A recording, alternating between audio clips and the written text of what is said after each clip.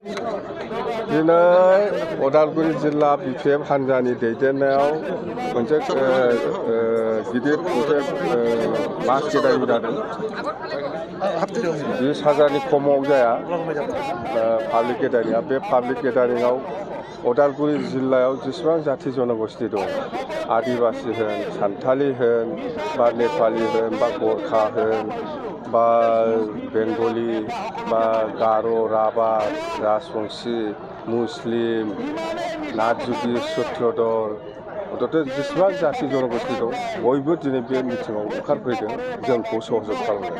आं बेखायनो धन्यबाद होदों गासिबो जाथि जनगोष्ठी लिडारफोरखौ जे माने इसेबां खस्थ' खालामनानै जोंनि बे मिटिङाव फैनायनि थाखाय।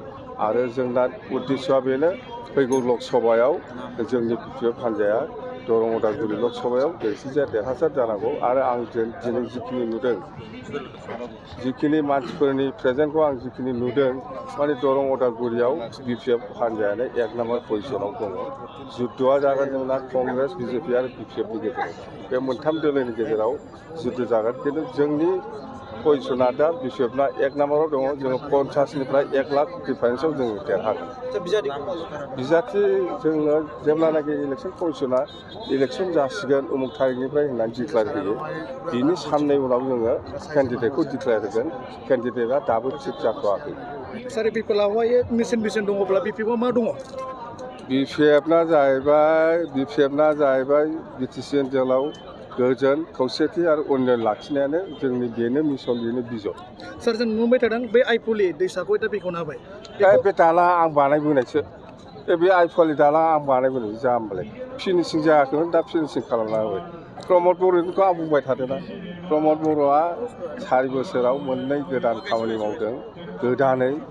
आरो आं बेलेग खामानि मावाखै। मोनसेया जाहैबाय कारिगावनिफ्राय क'क्राझारसिम गोदानै स्पिड ब्रेकार बानायनाय, बे मोनसेया जाहैबाय कारिगावनिफ्राय क'क्राझारसिम थाङोब्ला नोंथांमोनहा प्रमद बर'नि गिदिर मोजां फट' नुगोन, नायनो मोजां। बे मोननै खामानिखौ मावनो हादों। जों बेफोरखौ मावनो हायाखै, दुखुनांथाव बाथ्रा।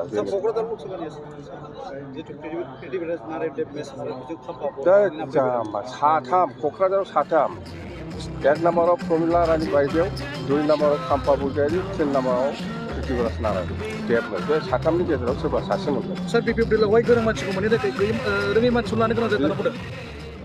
सोर लेखा गोरों, सोर लेखा रोङा आं रावखौबो मिथिया। इलेक्सनाव सासे लेबारनि भटआ जेसेबां दामि, बे डक्टर इन्जिनियारनि भटआबो एखे समान भेलुसो। जों बयखौबो समानै सनमान होयो। खोथाया बेनो।